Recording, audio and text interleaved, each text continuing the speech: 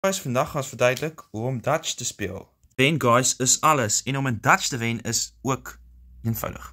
Om te wen wil jy so min as moontlik punte hê. Hy tel 1 punt, 2 tel 2 punte, 3 tel 3 punte, 4 tel. So vir clarity sake, van groot na klein.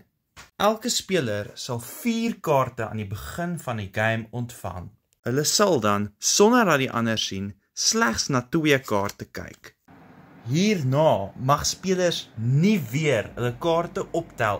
Soos in Uno sal daar altyd net 2 hoopies lê. Daar is 2 maniere hoe jy van punte ontslae kan raak. Manier nommer 1. Indien 'n speler 'n kaart het met dieselfde waarde as die kaart wat tans op die uitgooi hoop lê, mag die speler uit hulle beurt uit die kaart uitgooi. Maar indien 'n speler per ongeluk 'n verkeerde kaart sou uitgooi, sal die speler gepenaliseer word met 2 onbekende kaarte. So herorganiseer jou kaarte as dit moet. Manier nommer 2. Wanneer dit 'n speler se beurt is, sal hulle 2 keuses hê.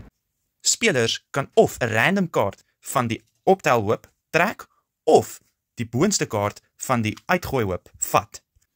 Hierdie kaart kan spelers vinnig observeer en dan het hulle die keuse om dit met een van hulle kaarte om te ruil. Uitsonderings. Die rooi kings tel 0 punte en die swart kings tel 50 punte.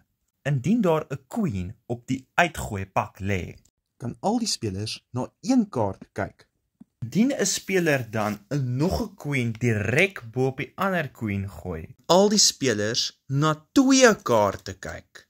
En indien daar 3 queens in 'n ry op die pak lê, kan al die spelers na al hulle kaarte kyk. Indien al die spelers nou al so 'n paar rondes gespeel het en een speler confident is dat hy die minste punte het, sal daardie speler Dutch roep.